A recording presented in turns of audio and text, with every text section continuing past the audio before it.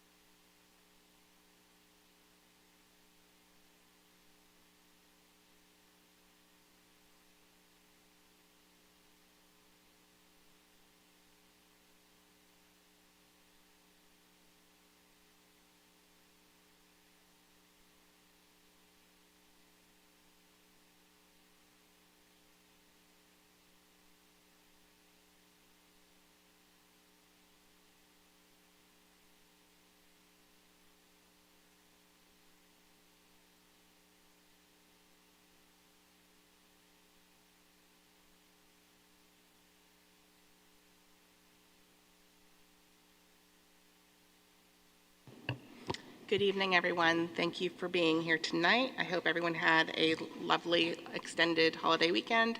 Happy Father's Day to our Springford fathers, and likewise, happy Juneteenth to the community. So as far as announcements, no. I do want to say thank you for being here. Stella Stein, our new student board rep, who will be with us now for the next 2 years. So welcome, Stella. Thank you for having me. Of course. Okay, Mrs. Bickert, could we please have a roll call? Yes. In person, we have Mrs. Deerdorf, Mrs. Earl, Mrs. Hermans, Mr. Jackson, Mrs. Weingarten, Dr. Wright, and Mrs. Zazowski. On Zoom, we have Dr. Motzer and Mr. Schaefer. Thank you, and I will do my best to defer to Mr. Schaefer and Dr. Motzer for discussion points, so please hold me accountable if I am neglecting you and you would like to make comment.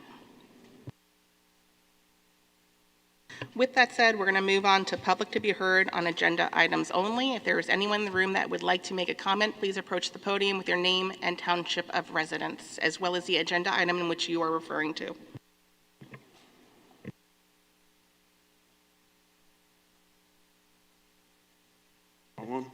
There we go. John Yanchuk, Limerick, agenda item 2A, the approval of the budget. Thank you for having us all tonight. Board Policy 001 states that the school district of Springford area is organized for the purpose of providing a program of public education to serve the needs of the Commonwealth. Additionally, Policy 601 states that in its fiduciary duty that, quote, delivery of the educational program, unquote, shall follow its established, quote, adequate procedures with regards to the budget. The definition of a fiduciary is a person entrusted with managing funds that financially benefit someone else. The primary or principal beneficiary in this case is the student. It's not the parents and not the taxpayers in general or individually, even if we are secondary stakeholders. Over the last 8 months, this board has followed its well-known established procedures to generate a sound, responsible, proposed final budget. That is until May, when the board tabled its planned final vote. The Finance Committee meeting upon follow-up then produced no significant feasible savings beyond what was in the May proposed final budget, with only several de minimis items even being considered. Board members have only identified perhaps a few $1,000s at best for items like lawn care and meeting refreshments. Fiduciaries are also tasked with the identification and mitigation of risk to an organization. In this case, the members of the board who have delayed the vote have fostered additional risk to the district with the increased possibility that the budget deadline is missed, leaving the district unable to pay its bills. Members who continue this delay are risking employees' paychecks over 1 or 0.02% of this budget. Lastly, despite the alleged desire to perform all due diligence and squeeze every last dollar from the budget, Mrs. Zazowski suggested at the finance meeting that we eliminate several teacher roles, but also stated something to the effect of, "I'm not going there," when Dr. Wright mentioned the $700,000 athletics budget. This is a telling comment from someone tasked with being a fiduciary for an educational program. Mrs. Zazowski will reduce teachers before scrutinizing athletics. This is 180 degrees backwards for a fiduciary of an educational program. We should identify savings from athletics before touching any educational programs or roles. This is not what fiduciary responsibility looks like. It's called micromanagement. The time to debate has been long over. The performative politics should end, and a vote should be taken tonight. Thank you very much. Thank you.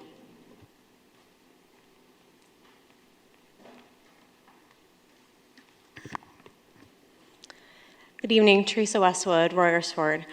I'd like to make a comment about Agenda Item 2A. I want to urge the board to pass the budget this evening or in the coming days if additional meetings post the session are necessary, given downstream impacts of a final budget cannot be passed by June 30th. While I'm sure this board will come to a majority vote prior to the deadline, if you don't, the consequences, including not being able to pay district bills, pay staff, salaries, or run summer programs for students, should not be taken lightly.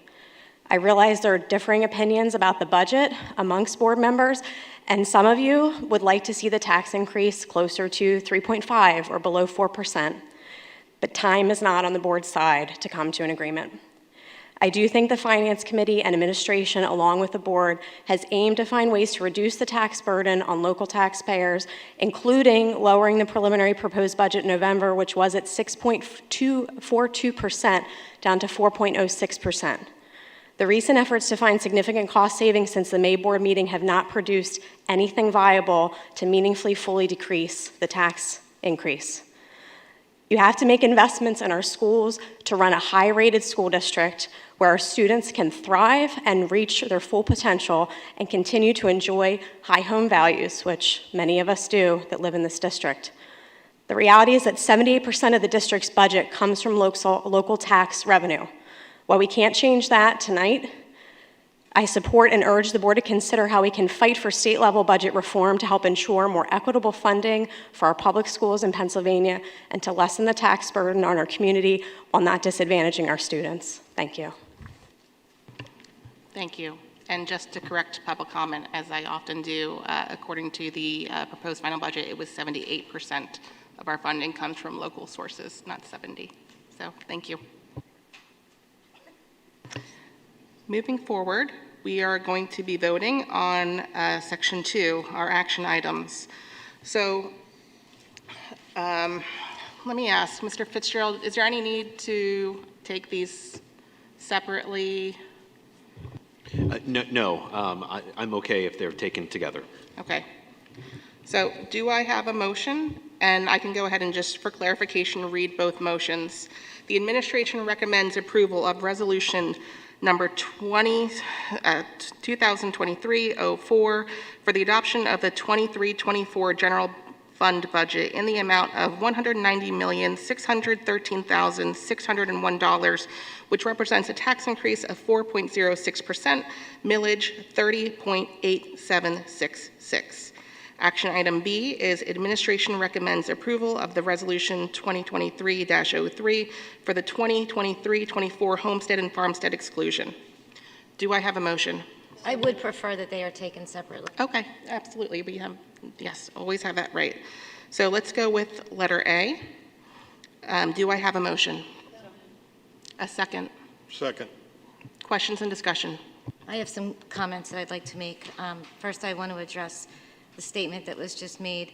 I'm not and never was in favor of reducing teachers, so I want that to be very clear, that there were some discussion points that I raised for the Finance Committee meeting, that being one of those discussion points. Not that I was in favor of that, but something that I felt as a committee we needed to address, and certainly not over athletics or performing arts or any of that would I want to cut the basic sustenance of our district.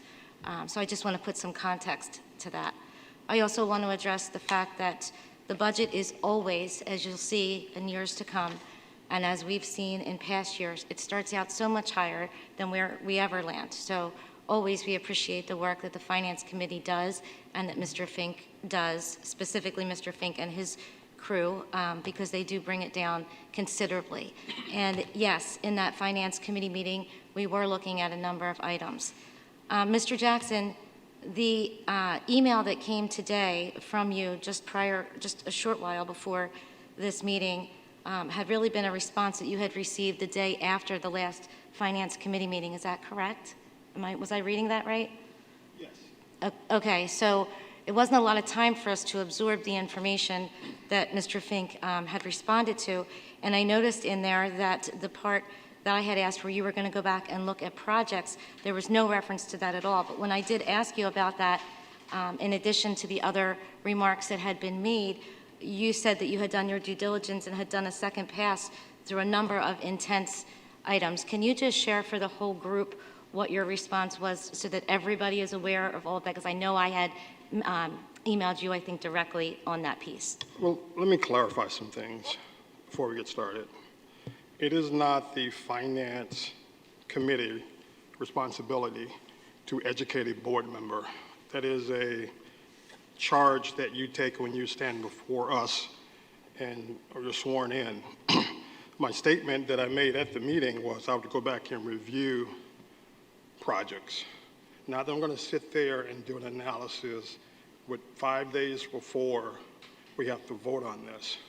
And for context, this budget conversation started back in November 28th.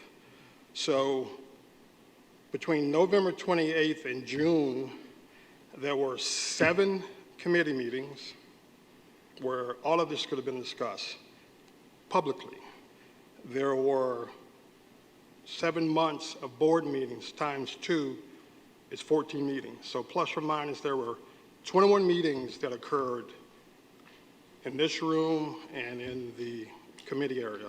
So what I said I would go back and do was go back and review the budget. Go back and review projects, which is, I think we met on a Tuesday, and 7 days later we were going to vote at the board for the budget. So I went back and reviewed the ICS facility analysis, which is 239 pages, and any other board members who went through that, please raise your hand. Okay. I also went back and looked at that 10-year plan. So all board members who've reviewed the 10-year plan, raise your hand. Please raise your hand. So the point I'm making here is nothing we're talking about is new. So I went back and looked at the ICS facility plan. I went back and looked at the 10-year plan. I spoke with Mr. Fink, Mr. Hunter, looking at the strategy that had been put forth by the administration, the paid consultants that have a contract with the district. So I did my due diligence there. And the point here is board members just want to arbitrarily go in and cut property. Property has carried a budget of $1.5 million for almost a decade. Think about that, let that marinate for a second. Almost 10 years, we've carried the same budget. We did an uptick of $200,000 this year. So as I tried to explain to the board in finance, you want to cut, you want to remove. They are totally different. So I went back, I did my due diligence, looking at those 3 or 4 documents, and could not justify making a recommendation to cut $200,000 because the board who's sat on your butt for 8 months all of a sudden now wants to react because the budget is above 4. In the May finance meeting, the budget was 4%. The increase would have been $4.99 million before we got to May 22nd. So May 9th, the budget was at 4%. So again, the board could have put forth all these great ideas and solutions. What you fail to realize is that there's a lot of thought, strategy, planning that goes into the 10-year plan. We have paid consultants to do our facilities plan. A lot of effort has gone into this. So, Mr. Zalski, I went back, I looked at it. My initial position a month ago was 4.06. My position tonight is still 4.06. Okay, so that only answered my question in part, because I believe at the meeting, what I had asked was that in light of us approving Giza earlier this year, were there any adjustments that could be made to any of those other plans that are in place? So when you were taking the second pass at that, my thought process was to see if there was any movement, because some of those items would perhaps be covered, that we could perhaps have some inroads that way. Giza and then the 1. Separate but not, because when it was said the other night is that, yes, there's some HVAC work that's being done in Giza, and there was some of that that was forecasted in the budget or in the 10-year plan. So is there any move? That was my question. So your answer then, just from all of that you just said, was a straight no? There's no movement? There's no opportunity? Or What I gave you was an education on how we got to be where we are. I know how we got to, and I can disagree with some of that, because since November and during every finance meeting and meetings that we've had here, I have been emphatic about us doing our due diligence and really digging into the budget. Please stop saying doing So I would our, like- no, please, Go Ms. ahead, Harmon, Mr. please stop. Mr. Jackson, go ahead. It is not our due diligence, it's your due diligence. The same way any member of the community can look at the budget, so should the board. And that's why I say our collective. No, it's not Sing- our. No, absolutely not. Our. Absolutely not. No, I disagree. When you sit there and complain about the finance committee indirectly, I sit on the finance committee. and that's my point. So every month, we do a deep dive into what's been spent and exactly where the tax increase, or I like to say, where we pay our bills. Every month, it's done in committee. Then I do a snapshot here, and we talk about what that number is. So I think it's wonderful that everyone wants to come in at the last minute and come up with these ideas, but you've done no analysis to understand potential operational impact. You're looking at a surface item. You're looking at 4%. So May 9th, it was 4%. That is a fact. It was 4%. How did it get raised? Raised because we had the impact of the personnel. Thank you. So clearly, I have done my research on that, and I do take offense when you say that I'm coming in at the last minute, which is completely untrue. I would like The to. board sits Mr. here Jackson, go ahead. every month, approve programs, approve personnel, approve projects, approve expenditure. So you put that all in the shopping cart and you go along your way, you get to the cashier, she gives you the price, or he gives you the price, and it's, oh, we can't do this. We can't do this now. You sat here for 8 months and approved these items in this meeting. Not everything. That concludes my comment. Thank you. I would like to, before going to Dr. Wright, who would like to make a comment, Mr. Fink, I know that we had addressed the Giza and the question that Mrs. Zazowski raised with regards to, is there any wiggle room down the road, given that we, are working on the HVAC, the roofs, the lighting? No. I know All the due answer is no, respect, but no. No, I No. know, Mr. Jackson. We're sitting here trying to micromanage Mr. Jackson, may I everything at finish? the last minute. I I'm sorry, agree. Ms. Herman. We're on the but same page. This is, as Mr. Schaefer would say, this is silly. I'm not disagreeing with you, but for those that did not attend public finance, I want the community to know that that was discussed in depth, and Mr. Fink did have a reply to it. So, Mr. Fink, can you please reply to that? Yes, we did discuss the GISA items, that the GISA items in the 10-year, which is now really a 20-year plan, were pulled from the 10-year plan, 20-year plan, and those are rolled into the debt service for the GISA bond that we secured this past fall. And the answer was, We discussed it. thank you. Dr. Wright. Thank you very much for this moment here. So First of all, I'd just like to say that I would like to continue any of the discussion that we're having. We have difference of opinions on the board. We have difference of opinions of where the budget should be, and that's okay. However, I try always to respect other people's opinions and not argue and tell people that they are sitting on their butts. I find that not conducive and not helpful when we're trying to look at this. As far as watching the budget, I have watched the budget. I am not part of the Finance Committee, as I've said before. However, I do attend most of the finance meetings, and I was aware that we were at 4.0 when the work session came out. Looking at this at the 11th hour, budgets are constantly moving and growing. To do it and changing, to have approved it last year or last month would have been great, but we are approving budgets in June is not behind. It's kind of a living, breathing thing that we need to continue to address and look at. There's a lot of guidelines. We need to have this signed by June 30th. So we still have 10 days here before we would become delinquent in this.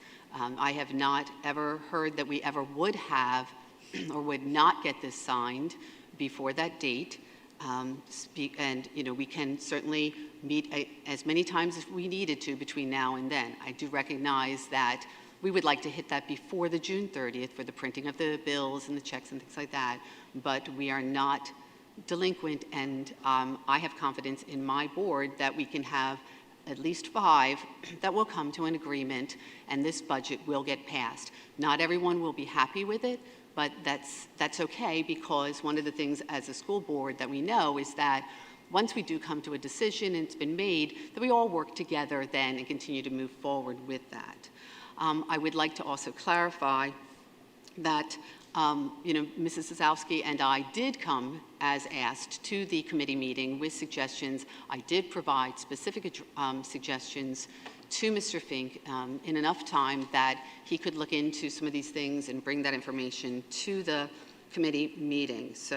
And at that meeting, there were multiple things that we discussed, but most of them, for the most part, nobody seemed to be interested, and that's just my perspective, interested in even considering some ways that we might bring down the budget some. We know that it's an expensive year. We know that we are anticipating next year being even more, that the index would be similar in size. One of the things that was asked at the meeting was, what number? Why this number? What number? And at that meeting, I had presented the information that I had, which gave us the average Act 1 index for the last 10 years, and the average tax increase for Springford for the last 10 years. And with that, we could have anticipated with an index of 4.1 that the range would have been between, looking at my notes, would have been at 3.44%. So taking into consideration the span there between what we raised average taxes and the 4.1, we usually would be 0.25% would be the difference. So that would give us 3.85. So I had anticipated that the tax would have, the increase would have come in this year based on the other years that I have been a part of this board and been a member in the district and lived in the district and worked in the district, that it would have come in between those two numbers. So I just would like to clarify that. I feel comfortable with the expectation that that should have been our target area unless there was something extraordinary, and I was working towards looking at that number. So having said that, there were some of the things that I had brought up, and some of them I know Mr. Fink was going to look into I assume for tonight's meeting, since I did not get any response before that, or we did not as a board receive any response for it. But there were several things that I had brought up. One of them had to do with the care of the lawn and snow plowing and lawn care, which is $182,000, and cutting the grass, the non-athletic fields, to allow them to go fallow, which would be cutting back on the mowing just along the area, the edges along the walkways, and allowing the natural habitat for the other areas, which would be less herbicides for our students to be exposed to, less exhaust, and potentially would be a savings. This is apparently an initiative that is not unusual to be done, and I know that the school board was going, the administration was going to look into that. Additionally, we looked at cutting board services. There are some board services that there's $154,000. Some of them cannot be removed. Their insurances and memberships, but I think at the time we looked at $1,500 or actually $2,000, I think, from the school board that we could cut, and that would be in any kinds of refreshments or periodicals or travel to the PSBA.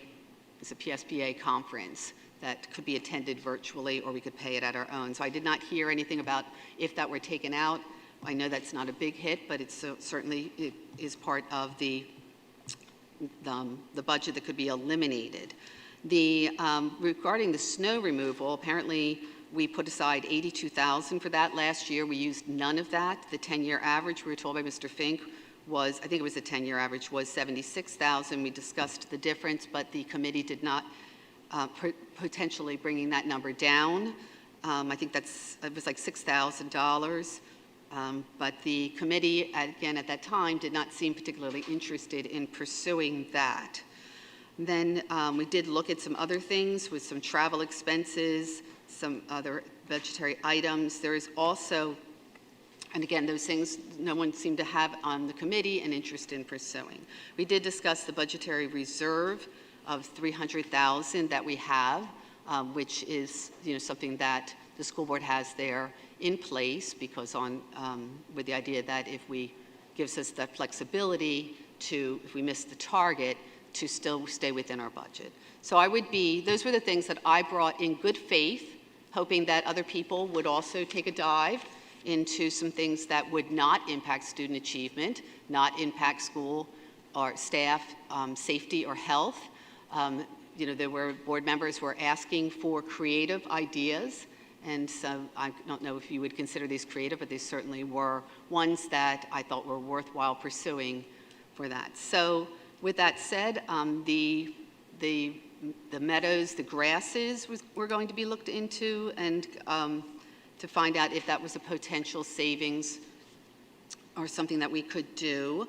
And I think that may have been the only one. Something makes me think there was, no, that was the only one, because apparently the snow removal, the committee wasn't interested in bringing that number down. And also if we did take out the board services of $2,000, and there was some, I know some lawn care costs of 2.5 or 2.5, 2,500 if potentially, so. So, Mr. Fink, just to clarify for the community, the tax impact did go down based on some of the recommendations that Dr. Wright brought forward. The tax impact went from 4.0627% to 4.0623%. Is that correct? Correct. Okay. So, can you address some of the, in particular, that maybe we could talk about the ones that she just ended with, so the snow removal, as well as the lawn care, because I do have a concern. I mean, no one is questioning the environmental merit of doing so, but I know that, Dr. Wright, you made the comment that I didn't want to take away anything from students from an educational standpoint or from a health and safety standpoint. I do have a concern with the lawn care from a health and safety standpoint, which I can bring up, but can you, in your research, share about the snow removal since that was mentioned again?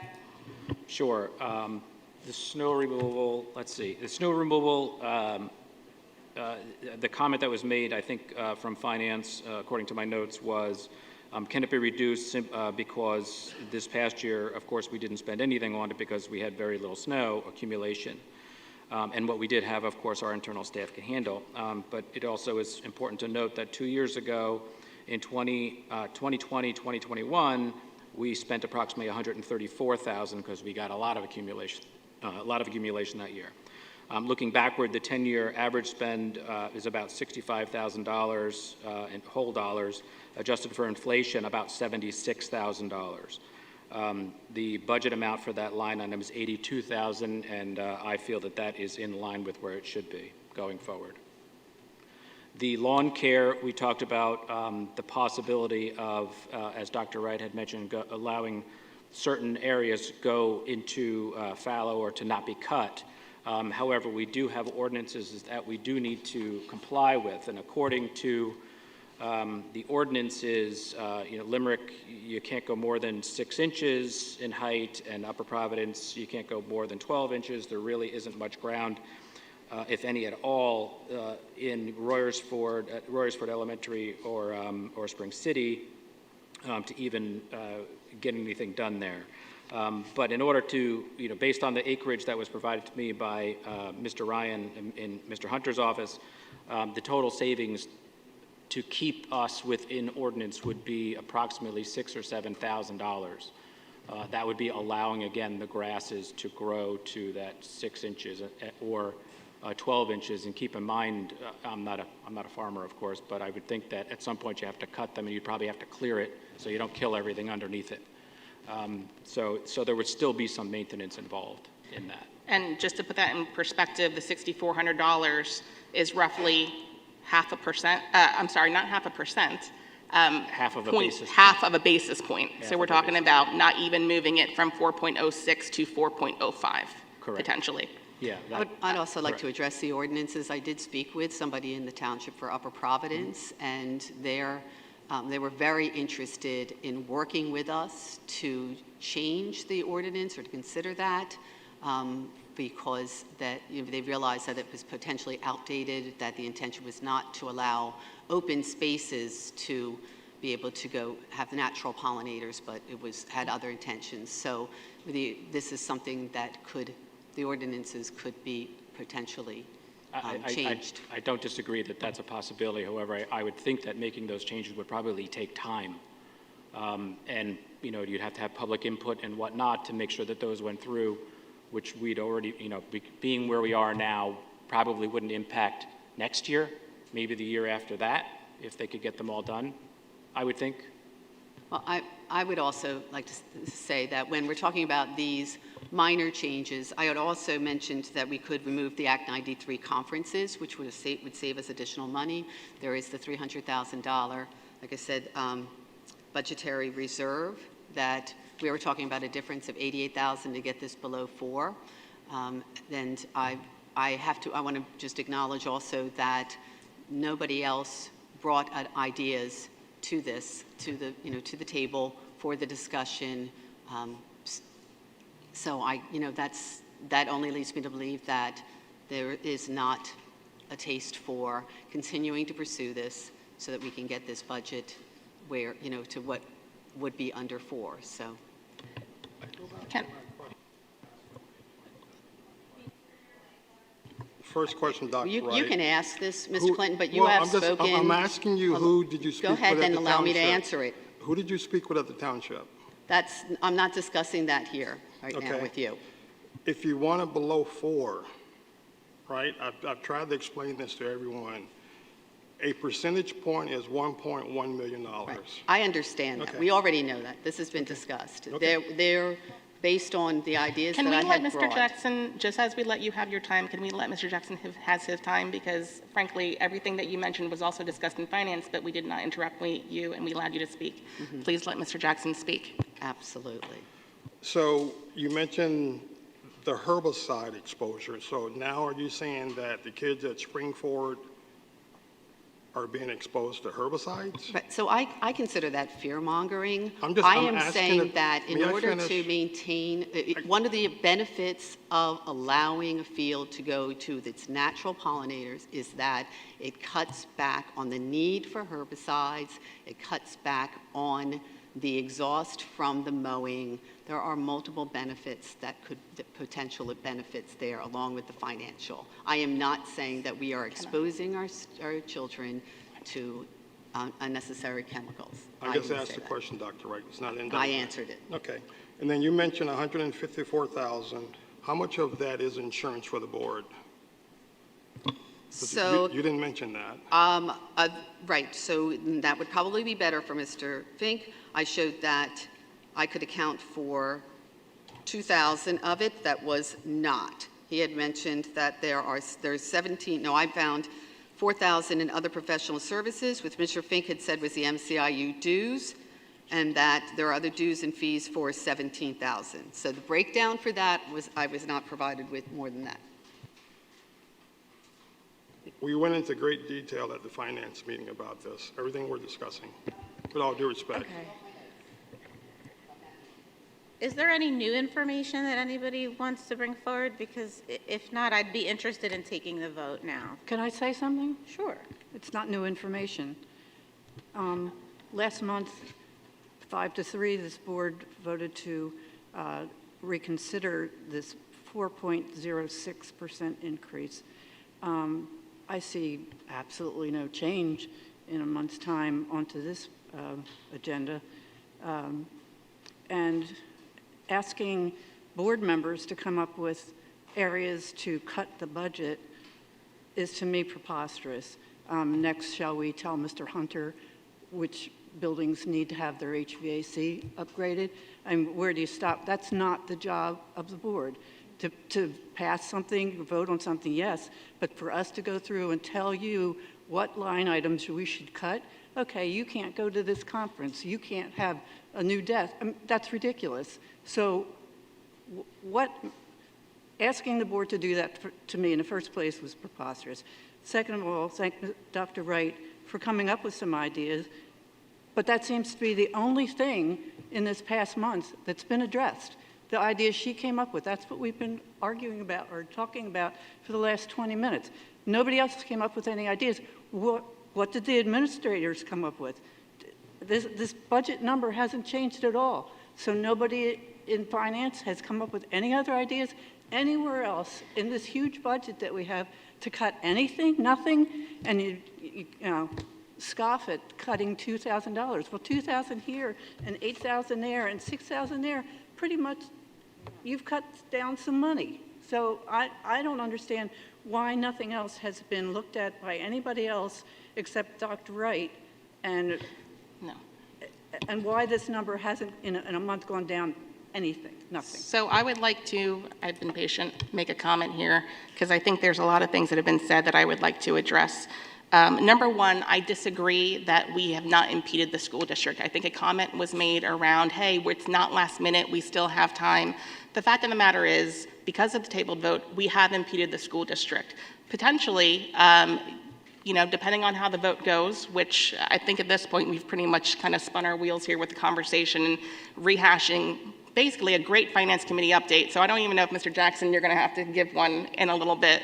But we, you know, when it comes to the tabled vote, we were not able, Mr. Rizzo and I, like when we create this agenda and we formulate this agenda, there are a lot of action items, specifically as it relates to personnel, that we were unable to put on here because frankly, the administration is not confident with how this vote is going to go. And why are we going to vote on personnel, which potentially the budget is not approved? So when you say things like, you know, it's not the last minute, the fact of the matter is we are risking not having teachers in seats at the start of the school in August.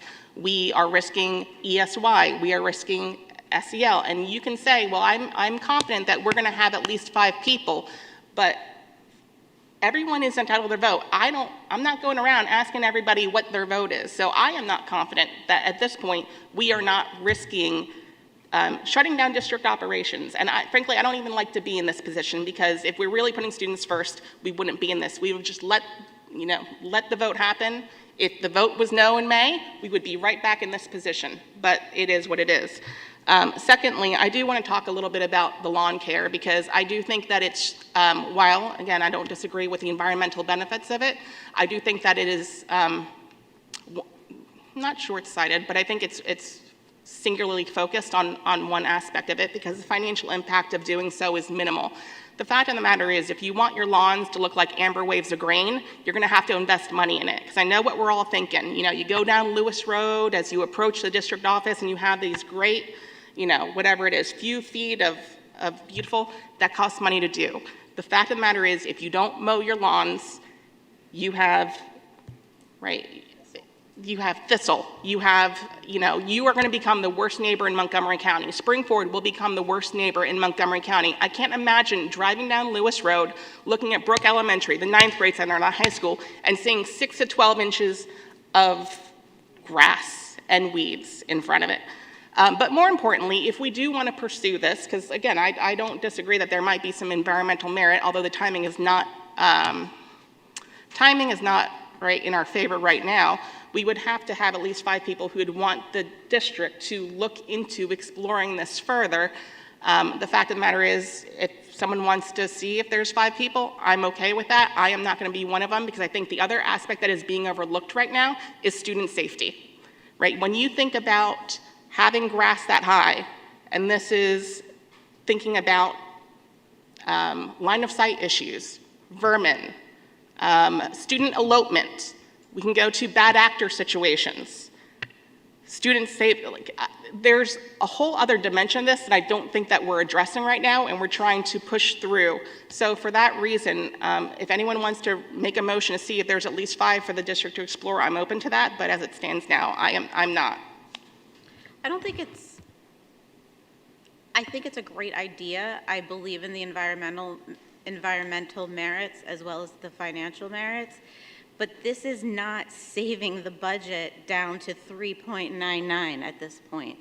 And I don't disregard any savings that's coming from that, but it's not making a huge financial input. We are spending time discussing this over and over and over again. It's costing money. All these people sitting here at work right now, burning away those dollars of savings. So I would encourage this board to move to make a vote on this so we can move forward. There has been a delay. The tax collectors have contacted us personally, asking us what's going on, concerns about, them being able to get their jobs done. So this is important, and it needs to get done, and it's 8:15. Let's go.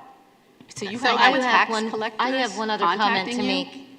Also, just in response to what Mrs. Earl had said, I did bring ideas, Mrs. Earl, to the table too, albeit they were more general in nature than the specific ideas that Dr. Wright brought, but they were more to stimulate discussion, as I said in the beginning of this. My point was not that the board members didn't bring I just thought I ideas. heard that, was- but I No, I think- mean, I said only Dr. Wright that I was aware of. That was not my point. My point was that it is not the job of the board to Well, do and that. that is my point too, and that was why I had brought more general items than the specific items that maybe Dr. Wright did, is because I do firmly believe and did state in my email that I do think it's incumbent on the district to look at reductions as opposed to any board member, because I don't think any of us can sit here and say what would be the least impactful to the district. So that's, I just wanted to confirm that, what you were saying. So I'm going to say that we have discussed this. We discussed it last year, in last year's budgetary cycle. We've talked about it this year, in this year's budgetary cycle, and that is not the agreement of that is not the will of the board. So with that said, it's not the will of the board in terms of the administration coming to the table and making recommendations on what personnel they should be cutting and what programs they should be cutting. We are a governing body. We have oversight over this district. It is not the will of the board. It's not the way that Actually, it's not the will of the committee. You said it wasn't, we never asked the board. Correct. It was the will It's of not the the will board. of the committee. Correct. Thank you. My apologies. So with that said, I also want to be very clear that you are correct, Mrs. Earl. I did not bring recommendations to the table because I am very confident in the way that I have voted throughout the year. I feel very comfortable not saying that I'm going to install hardwood floors and then rip them out at the last minute. I think that the 4.06 that we are voting on, which represents a $120 per year increase per $100,000 cents, which equates to $11 a month for everything that we are offering our students for the way that we are advancing public education in this district, for me, I am comfortable with that. And that is why I did not bring anything to the table, much like some other people here likely, although I don't speak for anybody else. Correct, But with that said, I would like to make a motion to end this conversation I would like and to go hear- to the vote. I would like to hear about the We've had a procedural motion request to close debate. If there's a second on that, then we would vote to close debate on the topic. Do we have a second to go to vote? Second. Thank you. So at this point, we are voting on action item A. Again, I'll read it just so that we're, oh, I'm sorry. Yeah, Sorry, closing the vote, sorry. All those in favor of closing the discussion to get to the vote, say aye. Aye. Aye. Can we do a roll call on that, please, since I don't know that I heard everybody? Can we start on Zoom? Mr. Schaefer and Dr. Motzer. Who do you want to start with, Mrs. Aye. Bickert? Mr. Schaefer, please. Aye. Dr. Motzer? Aye. Mrs. Deerdorf? Aye. Mrs. Earl? Aye. Mr. Jackson? Mr. Jackson? Mrs. Zazowski? Aye. Mrs. Weingarten? Dr. Wright? Aye. And Mrs. Hermans? Aye. So that motion passes 9-0. So now we're going to go back to vote, and since we did separate A, we take them one at a time. So action item 2A, the administration recommends approval of resolution 2023-04 for the adoption of the 23-24 general budget fund in the amount of $190,613,601, which represents a tax increase of 4.06%, millage 30.8766. Okay. Can we do a roll call for this as well, Mrs. Bickert? Yes. Mrs. Zazowski? Can I ask why we're jumping out of line on the roll call? Because you just called me after Jackson That and was a then did mistake. Wright and then did, so what are we doing, reverse now? Now I'm doing Okay, my reverse. answer is no. Mrs. Weingarten? Yes. Mr. Schaefer? No. Dr. Motzer? Yes. Mr. Jackson? Yes. Mrs. Earl? No. Mrs. Deerdorf? Yes. Dr. Wright? No. And Mrs. Hermans? Yes. That's 5 yeses and 4 nos. Okay, so that motion passes. We're moving on to action item B. Administration recommends approval of Resolution 2023-03 for the 23-24 homestead and farmstead exclusion. Do I have a motion? Second? Second. Any questions and discussion? Okay. Mrs. Bickert, could we do a roll call just for consistency's sake? Mrs. Deerdorf? Yes. Mrs. Earl? Yes. Mr. Jackson? Yes. Dr. Motzer? Yes. Mr. Schaefer? Yes. Mrs. Weingarten? Yes. Mrs. Zazowski? Yes. Dr. Wright? Yes. And Mrs. Hermans? Yes. It was 9-0? 9-0, that's what I counted. Okay, thank you very much. Moving on to board and committee reports. So, very excited. Mr. Call, Ms. Stein, share with us all that have been happening over the last month. Yeah, so the last few months have been pretty busy around Springford. To start off with some past events, we had some field trips going on at the elementary and intermediate school levels across the mid to end of May. We had various amounts. We had the spring keystone testing, spring keystones from the May 23rd to the 26th. Senior commencement awards on May 25th. Springport bands played at Memorial Day events on the 29th. We had the SAT on June 3rd, and I was in attendance at that. That was a great event that was run by that was run well by the staff.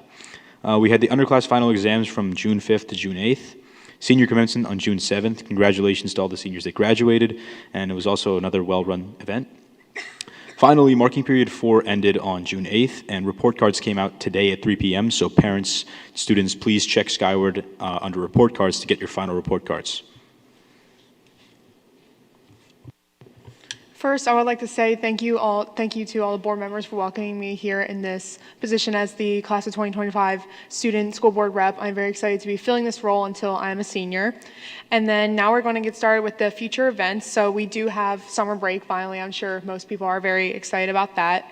And we also have our summer assignments, which I'm sure not a lot of people are excited about, but you can find those summer assignments in links available in the weekly update email that was sent out last week. And then we also have Rising Seniors portraits that can be taken, and information has been sent to families multiple times about those portraits, so you should check your emails for details about that. And we also have our fall sports optional practices that have been going on this week. I know that a lot of sports have been starting workouts and optional practices to get ready for the fall season. And then we also have our school board meeting next Monday on June 26th. And finally, the Springford Educational Foundation golf outing will be occurring on August 8th. And as always, just a few reminders to continue to check continue to monitor the weekly updates throughout the summer to make sure that you don't miss anything. And of course, the 2023-2024 school registration is open for parents.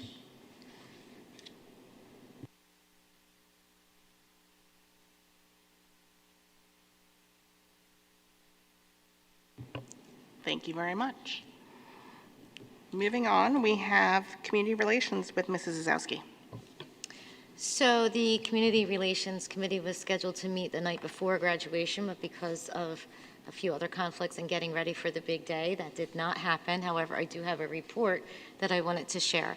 The one event that evening of, I guess it would have been June the 6th, the class of 2036, the incoming kindergarten students kicked off their start as a spring forward ran by walking the McNally graduation stage. Each class of 2036 student took an individual picture with the option to wear a cap and gown as well as a family picture. Children living in the Springford School District who will be 5 years old by August 31st of this year are eligible to attend kindergarten next school year. So if you haven't registered, come on out and get that done. But I do believe that event was a big impetus in getting some of those registrations moving. Celebrating 2023, Ram Country TV, RCTV, pulled out all the staff to celebrate the class of 2023. The day before they took their final walk through McNally Stadium, the students did return to their elementary schools for the senior parades. Thanks to RCTV for filming each school's parade, you somehow managed to cover all 7 events that took place at exactly the same time in the afternoon. It was pretty great.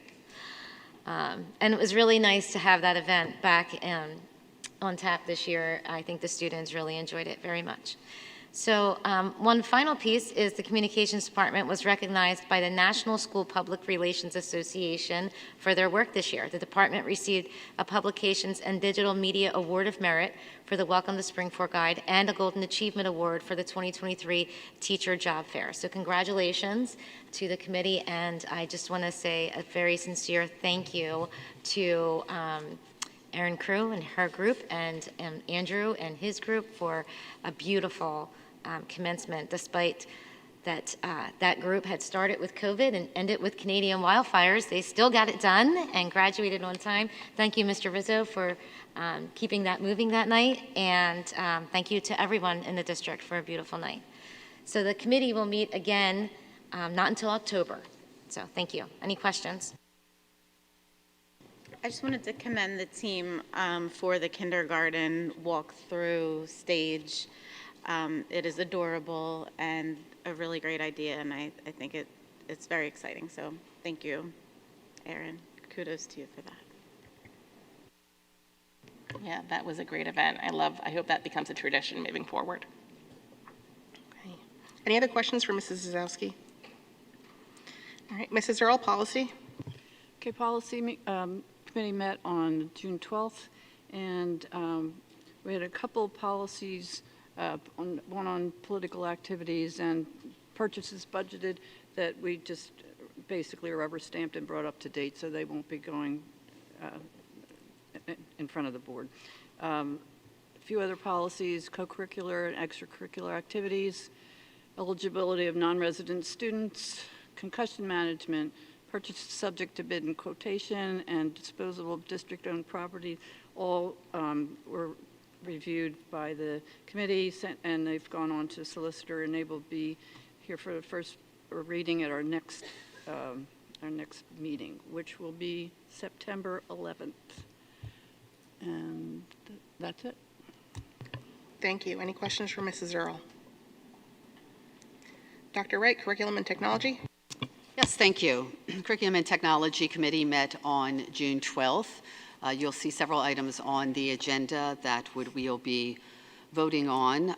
Regarding technology, the 5-year renewal of the Canvas learning the management system, not to exceed $331,000 with a yearly cost of $66,100. The previous contract was for 3 years, and it was $66,333 yearly, so it's a slight decrease. Then also the CAMI, which is the annotation and markup tool for Canvas. It's a 1-year renewal, not to exceed $25,000, and we are working to see if there could be a multi-year deal for that. And the other thing with technology is the Raptor Volunteer Management, which is for a 1-year renewal not to exceed $5,400. This was piloted last year and found to great time saving for our staff, so they'd like to continue to pursue that.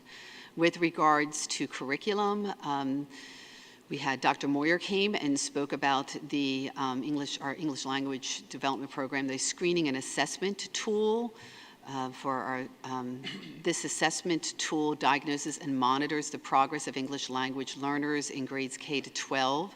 The assessment tool will provide diagnostic and progress monitoring tools to assist in determining language acquisition for our English learners. Currently, we only have the state WIDA test to gather that data, so there's no other tool that we can use throughout the year. The WIDA is given, I think, at the beginning of the year, maybe at the end of the year, but this way we can.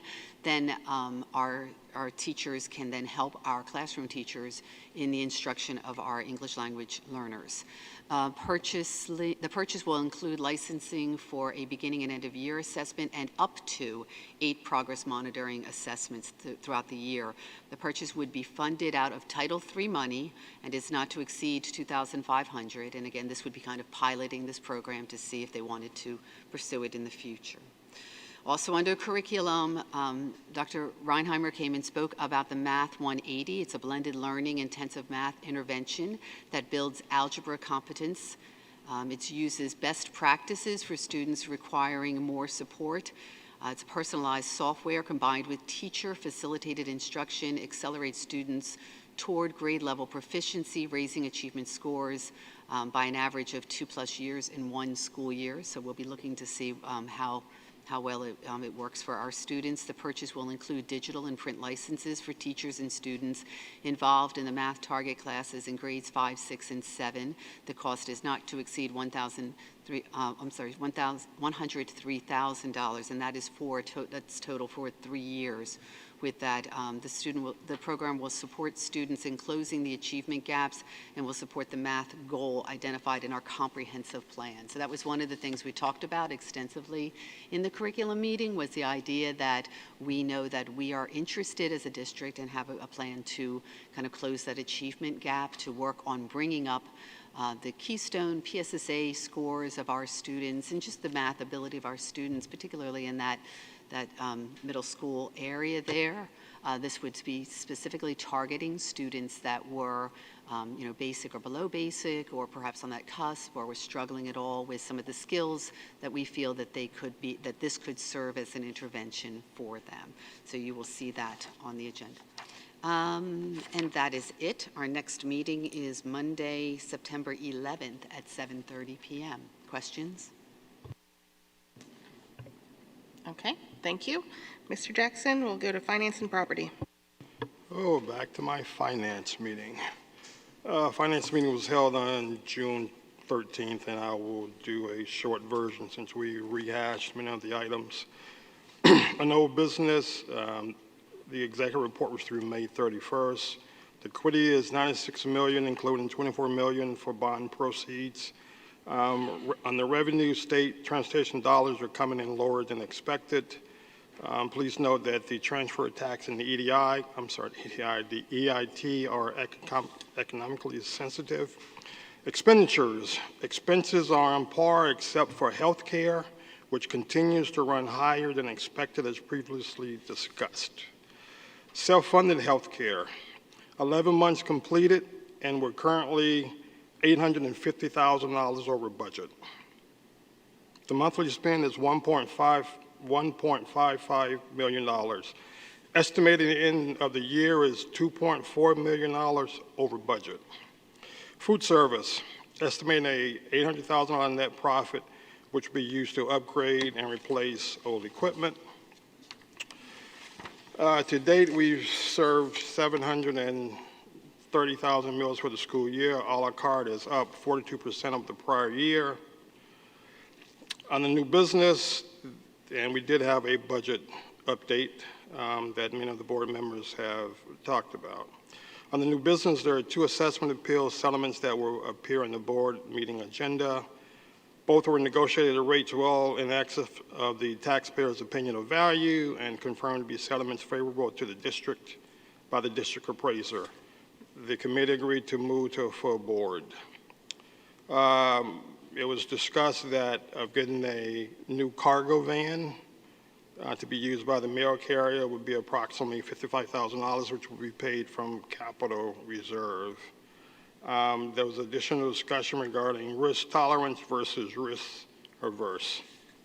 And that is my meeting, Mrs. Herman. Thank you. You didn't quote me when you said risk tolerance versus risk adverse, but I appreciate you incorporating that into the committee conversation. I do what I can. All right. And then property? I have a comment. Oh, I'm sorry. Yes, question, comment. So as a member of the Finance Committee, I want to take an opportunity to let fellow board members know and the community know that I stand firmly behind the 4.06. I would have voted for it a month ago.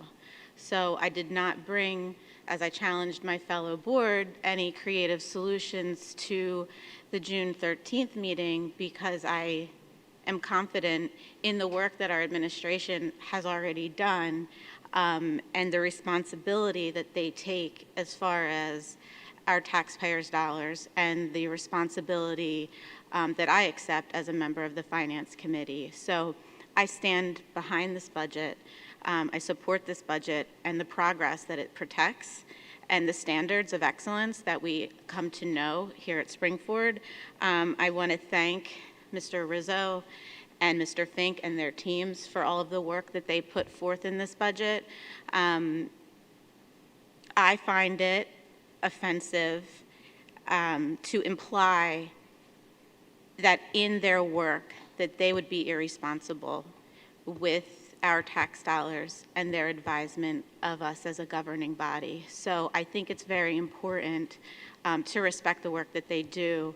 And yes, we are a governing body, and we are here to have, discussions, healthy conversation about that work that they do, but I would never want the implication, at least from me as this board member, to be that you're not doing your jobs and that you're not already fighting for every dollar that you're asking for. So I appreciate you and thank you for that work. Thank you. Any other questions or comments with regards to Mr. Jackson's finance report before moving on to property? I do have a question for you. So you had said that currently we are $850,000 over budget for the healthcare expenses, and that we anticipate with just the remaining 1 month that we would be $2.4 million over budget. Is that just for the healthcare, or is that for the whole budget? That's self-funded health insurance. Mr. Fink, I see you reaching for the microphone. Go ahead. No, that's correct. It's for the self-funded insurance. So that's for the entire. So that's the budget is going to, the over, we are 850 over, and we expect in 850,000 over for that to be 2.4 million over. So can you explain how, that works with are we going to then come over budget with this, or where do we have the balance for that? I know that when we have to do that, you have to do that challenging task, and I don't want to ever imply, Mr. Fink, that you aren't very, very capable and that you are irresponsible in any manner, but that you have to do that challenging job of anticipating what the state's budget will come in at. And last year, there was an exceptional amount that the state gave to schools, and so we ended up with $1 million, I know, more than had been estimated for that, and how that might impact this, or other ways in which we come up with a, hopefully like a flat budget for the end of the year. What, if you could explain that to the community and to the board. Thank you. Yeah, I'm expecting that the results will be relatively flat, and part of the reason is because of that $1 million that was extra from last year that we were not expecting when the final state budget was passed. Additionally, as Mr. Jackson had mentioned from the report, that we are also tracking ahead on both transfer taxes and EIT taxes, which will likely offset a good portion of that medical insurance, self-funded medical insurance overage. Great. So when would we know that where we came in with this year's budget? When the audit is completed in the fall. Great. Thank you. I look forward to hearing that. Thank you. Mr. Jackson, property? Absolutely. Property. June 13th, ongoing business lead and water testing project closeout. The sampling of 630 drinking outlets have been completed throughout the district, and the results under the EPA threshold was below the EPA threshold standard. We're also looking at extending our testing period from 3 years to 5 years. There was discussion regarding the 8th grade center elevator repair. We discussed the replacement of the piston jack assembly, which is required for an elevator operations, for you who don't know that. The anticipated completion date is August 16th. There was discussion regarding practice football field. We discussed the request that was brought up by the athletic director and the extracurricular committee. Funding for this project is not in the 10-year plan, will be deferred for future consideration as not to impact the budget. School police and safety updates. On the grants, there's no new information for the JTE grant. We're waiting an award, approximately 4 weeks out. There's installation of the night lock devices, almost 100% complete. 1,135 units throughout the district have been installed. Additional 28 units are being ordered to be installed in the 9th grade center. The door replacement will occur over the summer and to be completed prior to August of 2023. On the training, I would like to congratulate Lieutenant Phillips, who will be attending the Pennsylvania Annual School Resource Officers Conference from July 14th through the 26th.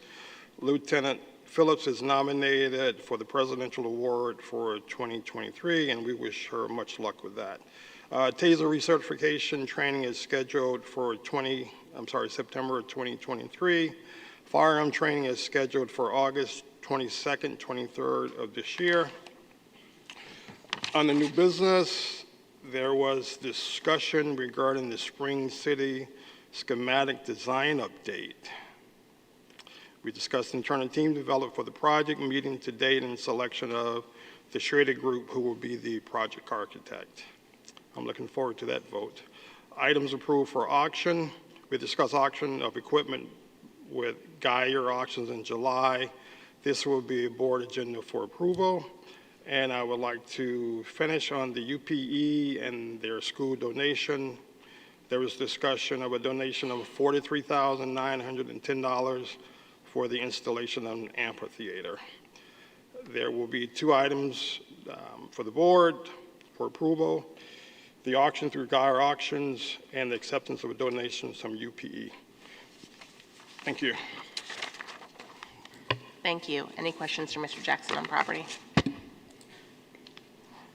Okay, back to Dr. Wright for MCIU. Thank you. The MCIU board met on May 24th. Just a couple highlights. They had their annual retirement celebration, which was really great to see. Also, they received an environmental grant for close to $30,000 to create an environmental mobile lab. So I'm hoping when that comes to fruition that we'll be able to take advantage of that here.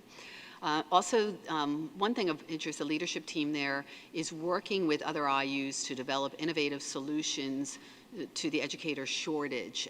So they're going to be working together. And I know, Dr. Lees, we have worked on that here with some of our special ed program here. So I think that is something that they were interested in because we are ahead of the game with providing an opportunity for some of our special ed aides to be able to move into special ed positions, to be able to work, to gain the credit, to get the accreditation necessary. So I think we're a little bit ahead. So, well done. Congratulations to you for that.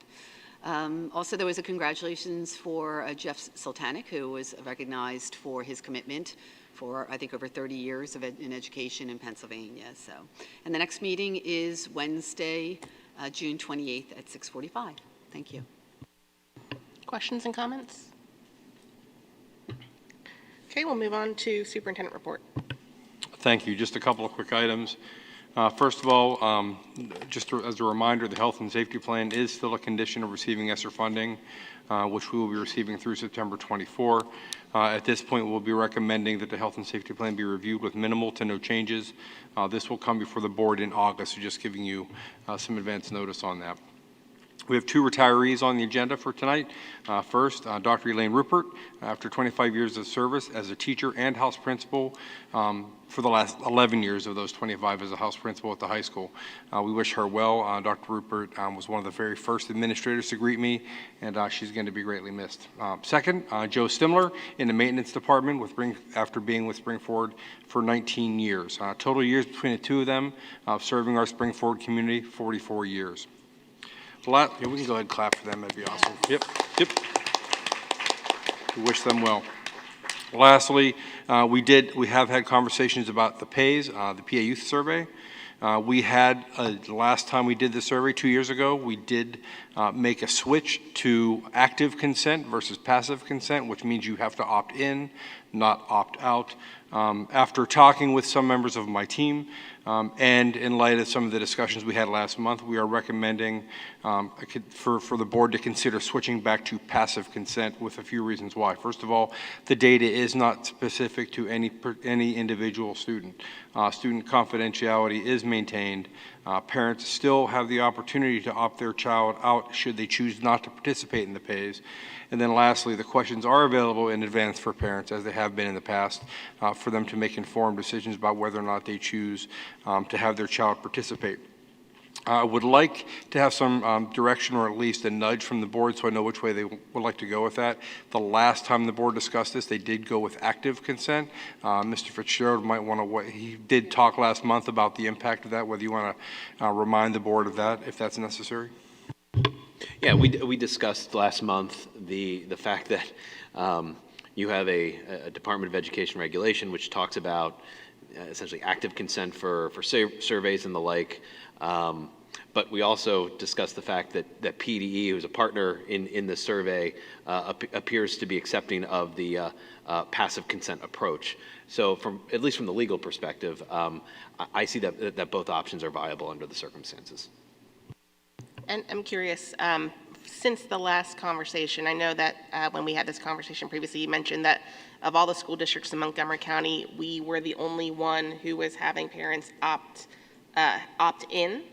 And I was wondering, is that still the case? And I don't know if you've consulted with any of the neighboring school districts on this? We're at the beginning process. We're actually on the front end of that at this point. And at this point, I've not heard anything from any other superintendents that are looking to switch. We are and have been, this last administration, we were the only ones that did do an opt-in model or active consent. The rest were passive. Those that participate in the PAYS, yes. So are you looking to see if we have at least 5 people that would be wanting to go? We're not voting, correct? Correct. Mark, feel free. It would seem to me that Mr. Rizzo and his administration would prefer to do the passive approach. Essentially, does the board object to him approaching it that way? Or if anyone does object, speak. I guess my concern is that I think, Mr. Fitzgerald, you said that PDE isn't enforcing it right now, but I certainly don't want to get caught in the scenario where they decide to, and oh, you know, you were doing it right, and then you stopped, and now you're going to pay the price. Oh, by all means, if we get any indication that PD is reversing course on their approach to this, I would be in consultation with Mr. Rizzo. I 100%. Yeah. I agree with you on that. Yeah. But I guess, but the other nagging thought that's bothering me a little bit too is that there was no difference in the level of services we received, even though there was a significant drop in the participation. Now, that being said, we might have just kind of skated through that this year, and next year maybe there would be. So it really puts me on the fence with that scenario. But Mr. Rizzo, can you confirm that there really was not an impact to the level of service this year? I am not aware of any impact that it had on us officially this year. I don't know. But that is the caveat, though. The caveat is that lower participation or lack of participation could impact available funding that would be divided up amongst the schools in Montgomery County. But I don't think that's impacted us this year. So I know that, and I apologize for speaking up right now, but you know, we look at what data is valuable and what is not in collecting data, and I know that that this is valuable data. We're very concerned about our students' well-being, their health and well-being, and that's what this information provides us. And then it also provides us opportunity to consider how we would use our resources, because we get this, my understanding is we get the state information, we get the county information, but then we also get the data for our schools also. So we realize that we would really benefit from like a social worker or however we would put our resources. That would be something that would benefit by having our individual building responses. Is that correct? It definitely allows us to do some comparisons, to target services based on an identified need in a particular grade on a particular subject area. And our participation rate dropped, again, just from 2017, we had 70 average across all of our buildings, 79.8% participation rate. 2019 was 84.3. And then in 2021, it dropped to 19.5. The biggest impact was 12th grade, where we felt that, but other grades also. So it really, again, with lower participation rates, it's really hard to use that data. So if we're really serious about focusing on students, drugs, alcohol, vaping, suicide, the things that we really want to focus on, having actionable data will help us. The other thing is, so the data remains anonymous throughout. Is it true that if a student on their survey expresses something about self-harm or something like that, that we have the ability to red flag that and intervene, so that if we were to catch a child, you know, which is what we would want to do? Are you saying if there was an immediate threat that we would, or risk that we would be able to identify that child? I'm not aware that we can do that.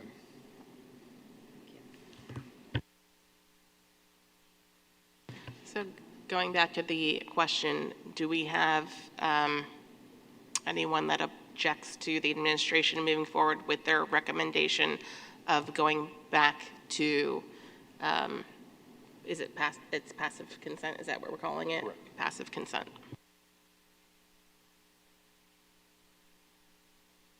Okay, Thank you, and that is the end of my report. thank you. Solicitor's report. And I have no report this evening. Thank you very much. So let's go through the rest of our agenda, which we'll be voting on next week. Minutes, any questions for A and B? Okay. Personnel, Section 5, letters A through V. I do have a question, actually two comments, not a question, one of which is on J, and the other one is on V. So what I want to bring to your attention for letter J is that next week, the board will be holding an exec session prior to our 7:30 meeting.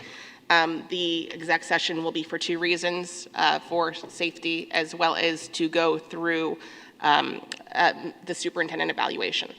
So as a result of that conversation that we have next week, just like we did last year where we had an exec session prior to the last voting meeting in June, which led to us amending the dollar amount that was on the agenda, As a result of the conversation that we have in exec session next week, we will then make a motion at the table prior to the start of the meeting to update this with a number so that we can vote on it. Any questions or conversation on J, or what I just said? Okay.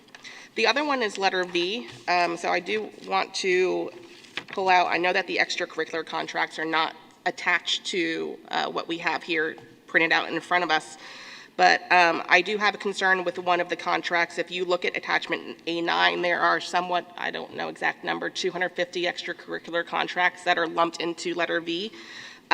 Because I do have an issue with one, and the one being girls soccer, Barker City Soccer. Next week, when we look to vote on this, we are actually going to separate out that extracurricular contract, because if somebody wants to vote no on a contract, as I know that we have voted no on certain personnel contracts in the past, I don't want to impede the other 250 extracurricular activities and vote no on all of them. So what you're going to find next week is that we'll have a letter, probably a letter U, although I know that we're going to be adding a lot more to the personnel list as well because of the tabled vote. So we'll be adding some more there, but also you're going to see that extracurricular contracts. We are going to have a letter V, which is going to have everything, and then we're going to separate the one for girls high school soccer. Any questions? Also on S, I believe S is for the school police and benefits summary, and Mrs. Lees, that's the life insurance that we had discussed. No? Okay, can you clarify that for me? Certainly, that would be if the board, since the board approved the budget, there is recommendations for change of status for 2 school police officers. That would address making them from 10 months to 12 months. So we would need to address things such as vacation time, additional sick time, things along those lines. So that's what this is. Okay. Okay, thank you. You're welcome.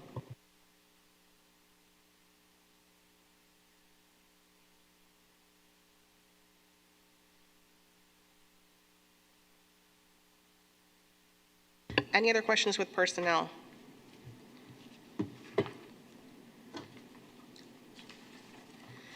Okay, moving on to finance, section 6, letters A through O. I have a question about F. So finance F, and so I'm hoping that someone from the finance committee or Mr. Fink can answer this for us. So this is for the administration recommends approval to move forward with the television studio remodeling, and the amount of $54,000 funding to be paid from the capital reserve. So the capital reserve funding, was this part of one of our ongoing projects that we have as far as like our 10-year project, or is this something separate than that? Because seeing, it stood out to me because the money is coming from capital reserve, which I recognize is where it should come from, but. Yeah, actually, that's something that Mrs. Zazinski and I were just talking, because I know that we talked about this at community relations. Is it the capital reserve, or is it his specific budget? It comes from the capital reserve, but like other long-term areas in the plans that they have, there is money set aside each year from the operating budget to put into the capital budget, so we don't have these large ebbs and flows each year. But Mr. Rothermel was very clear that he has been socking that money away and is able to cover this expenditure, correct? That's correct. Thank you. So do we have a long-term plan for, I know our TV studio is very well maintained, and it's a wonderful asset to our district. Do we, we're so often with our programs, we have these like 10-year plans and things. Do we have a plan that we have with the investing and maintaining of that, or? Mr. Rothermel operates off of a 5-year plan with most of his equipment in the studio. There are some items like the TriCaster that run on a wonky 7-year plan, but he does work with Mr. Fink every year to go over what needs to be replenished and replaced, and then squirrels away the money for the big projects like the TV studio. Thank you. Other questions with finance? Just a quick. Mrs. Deerdorf and then Mrs. Weingarten. So I just wanted to ask a few questions regarding G.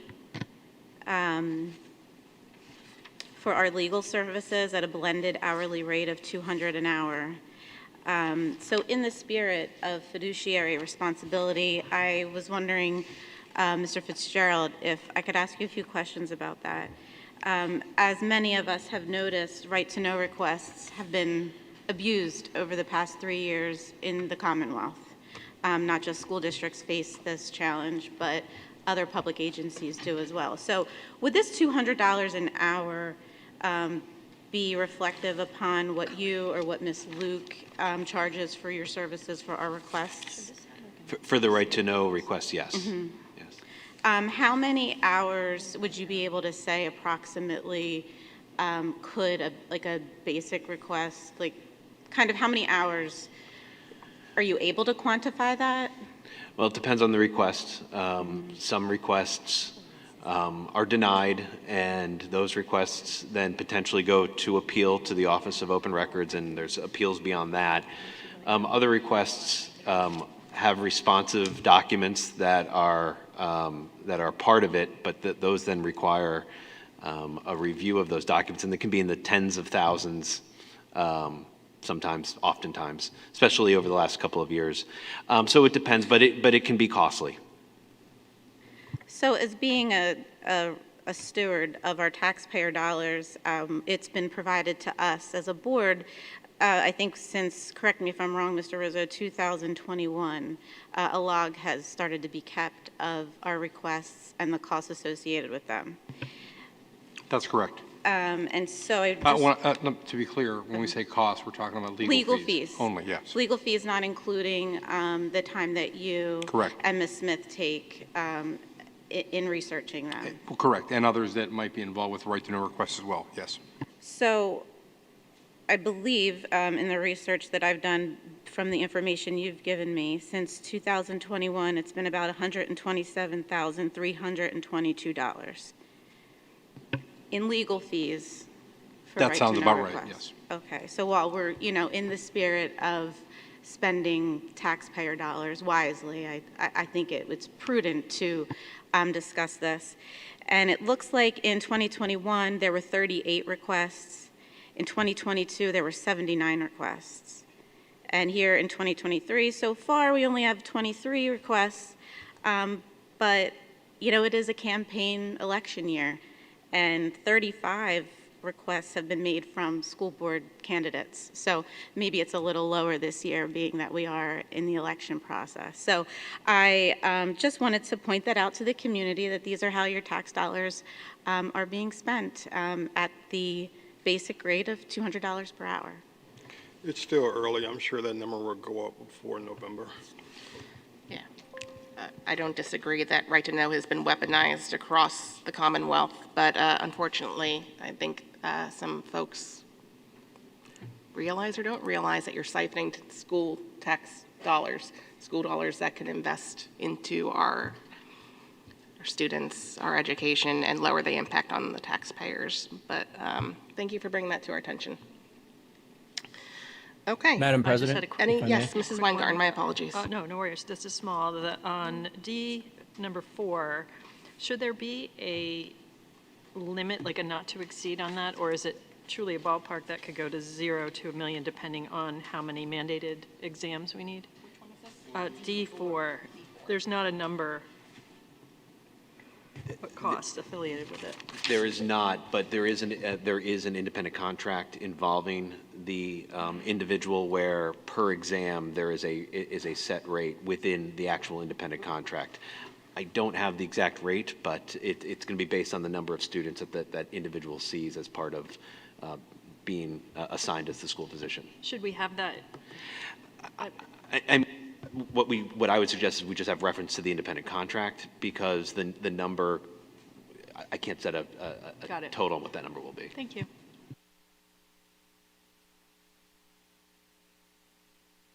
Okay. Any other questions with finance? Moving on to property, A and B.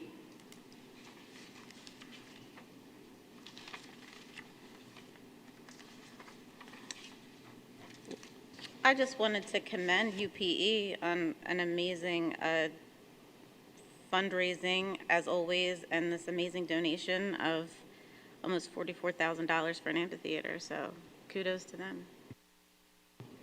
Yes, thank you. That is wonderful to point out.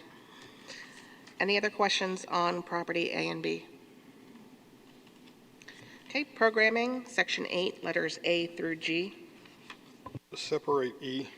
Not separating, it's just questions. Question, if I may. I still struggle with why we put items for discussion, specifically contracts, that have not been reviewed and approved by the solicitor's office. We continually do this, and I don't know why.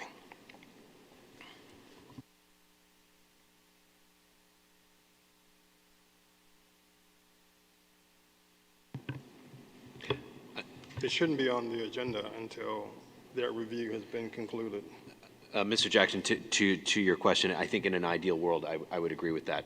In some of these instances, especially some of these more complex software contracts that require some back and forth, we may not be there quite yet. And in a timing perspective, at least for purposes of next Monday, I think we may be there, but we may not, and the alternative would be not to have a contract. So certainly, I think collectively, we try to avoid it, but sometimes it's unfortunately inevitable. I agree with you, Mr. Fitzgerald. However, that opens up the door for any other contract then. I think we've had this discussion several times, but I respect your opinion on that. That's my question. On A, Dr. Murray, this is the money we were waiting for to supplement the program I can't remember. Correct. So we did receive the acceptance of $29,000, which actually is an increase from what we received last year. So I am able to, if you recall, last month we had a motion for the student, sorry, I'm drawing a blank right now, the student trip, the leadership Life conference. Skills Thank you, Conference. Life Skills Conference. Sorry, I was drawing a blank. For the Life Skills Conference, and the motion read out of the Pottstown Health and Wellness or the general budget or the assistant superintendent budget, high school budget, sorry. So we will be able to cover it partially out of remaining what's in this year of the Pottstown Health and Wellness, and then also next year. What this will also allow us to do is have this kind of in advance for next year as well. So it won't have to come out of your budget? Correct. It'll be enough to cover it? Correct. Okay, great, thanks.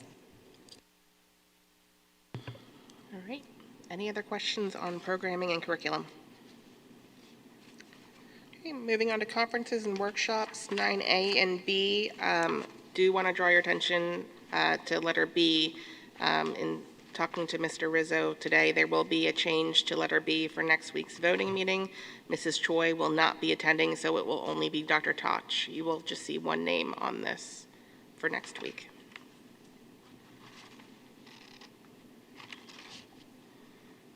And the value will reflect that reduction?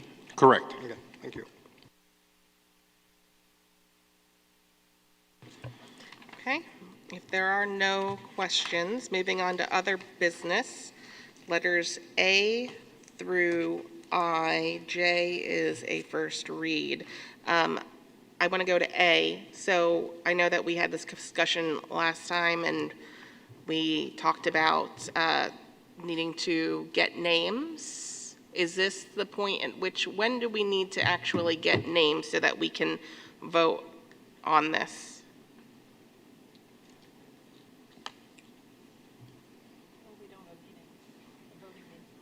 Well, but it doesn't have to be approved till August 25th.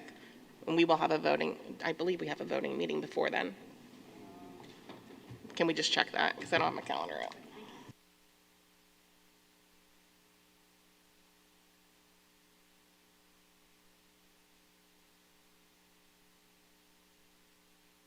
Or can we just have the conversation now in terms of who wants to be appointed? I think you may want to see who would be Is willing there to anyone volunteer. that wants to be appointed? We can appoint up to 3 to attend on November 4th at 9 a.m. I plan on going, so put me down. Yeah, I went last year as well, so unless anyone else wants to go. And I will be staying at my in-laws in Mechanicsburg for free. Okay. Does anyone oppose to Mrs. Deardorff, Mr. Jackson, and myself? And again, if someone else would like to go, I'm willing to step down and let somebody else have that opportunity. Okay, those are your three names. And just for clarity, there is no cost associated with the district of any of the board members attending, so they can stay in the four-star hotel at their own cost. I actually think last year they had a virtual option as well, so we'll see I know how much you love Zoom. I believe so. there's both in-person and Zoom available for this year.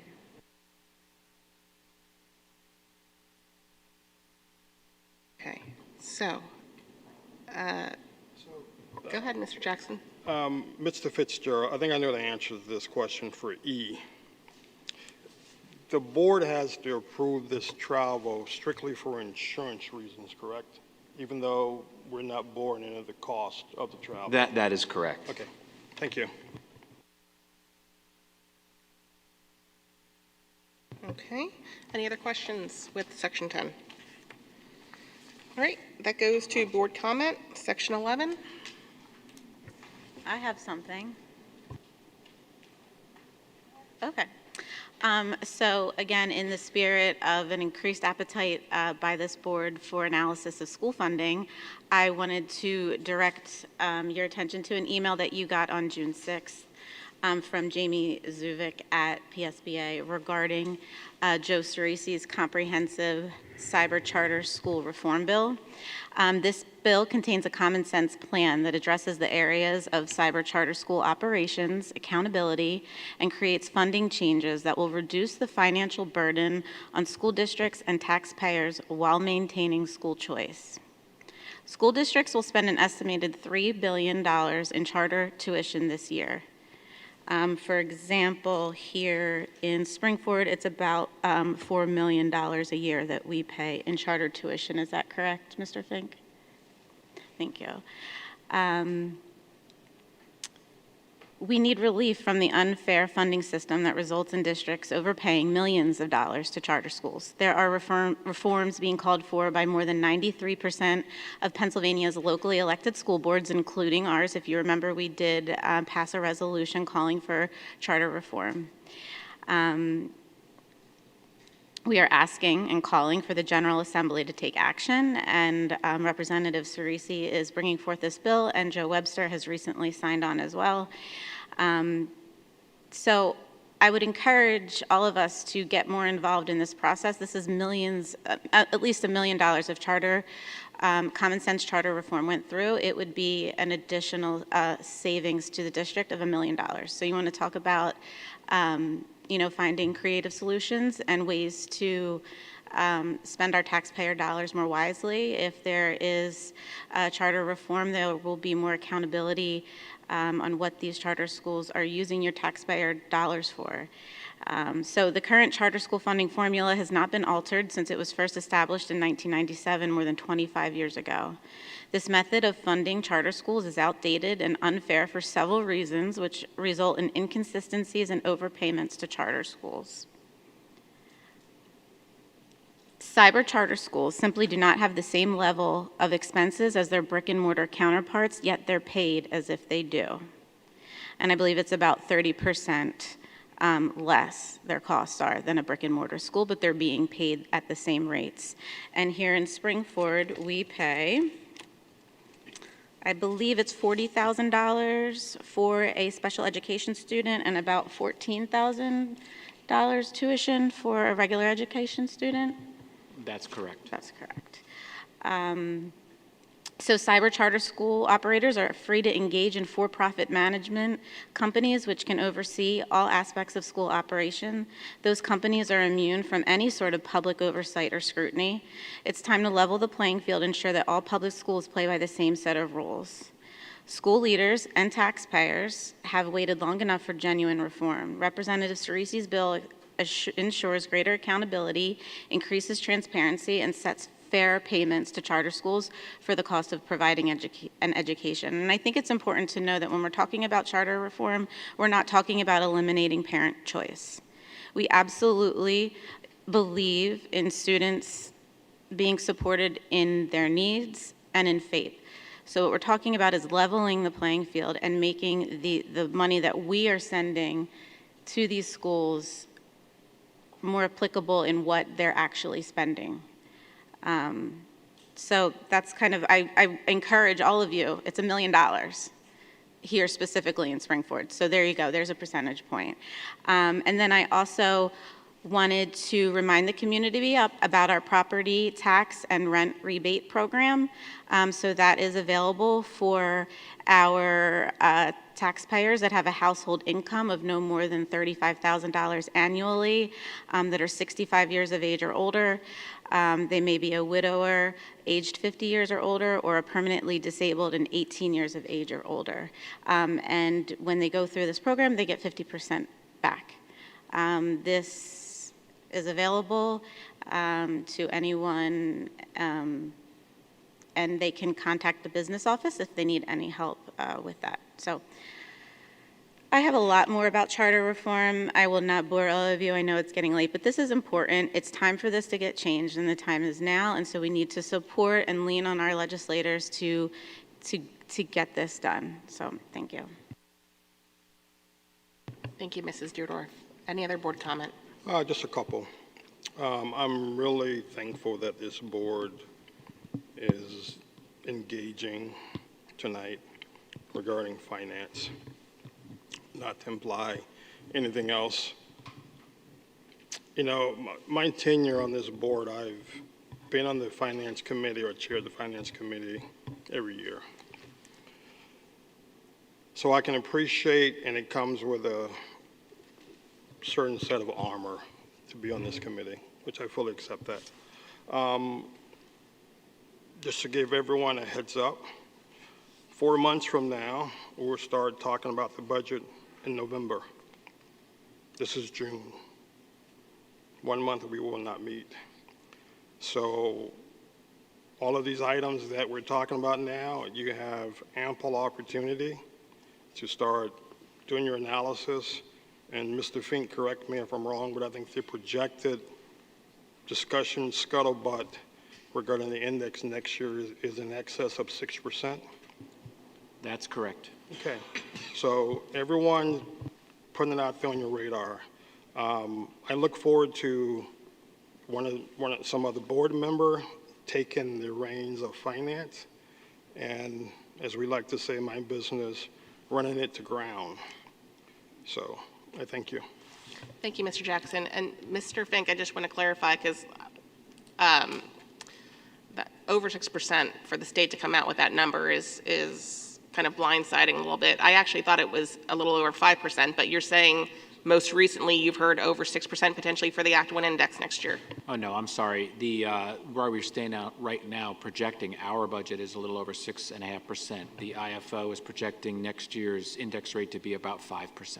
Okay, so right now we're looking at a tax impact roughly of 6%, but there are other factors that are going to play into that. And then also the index set by the state is going to be higher than what it is next year, which means, again, they're looking at the inflation rate and the cost of doing business in school districts increasing. That's correct. Thank you. Okay, any other board comment? With permission, if I can. Oh, my apologies. Yes, we have a hand on Zoom. Is that me? My hand on Zoom? I believe so, Mr. Schaefer. Apologies. All right, wonderful. Two quick comments. Thank you. Wish I could be with you all in person, but I'm happy to participate in this way.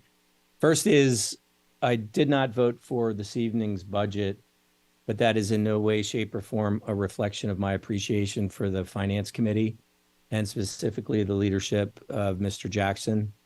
So I believe it to be the hardest committee to not only chair, but participate with. And so I just wanted to make that clarification that it wasn't about the leadership.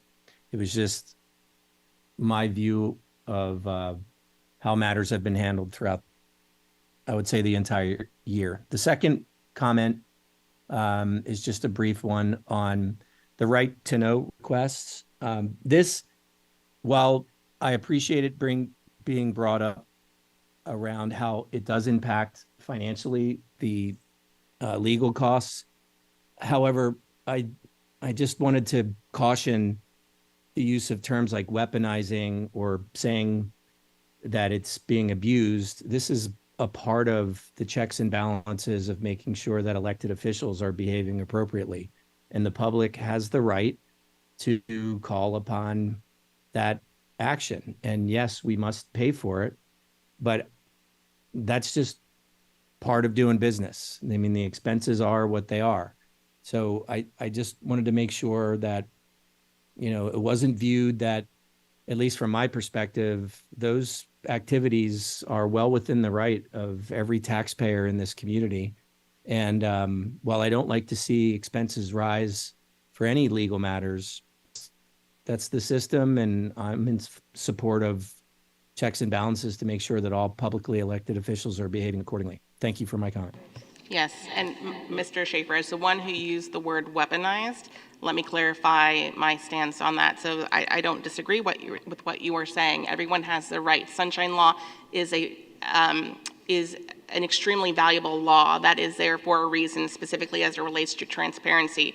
My position in using the word weaponized really goes down to assuming positive intent. Again, which is subjective. So I don't disagree with what you're saying. I do believe that everyone has the right to do it. I would never deny someone the right to do it. It is state law. It is what we are held to as elected officials. However, I do have to question when I see some of these come across my inbox, the intent behind them. And that was the reasoning behind my word choice. Thank you. And Mr. Schaefer, there is no hard feelings felt. I appreciate that. I stand behind every decision and position I take. So we're good, sir. Thank you. Any other board comment?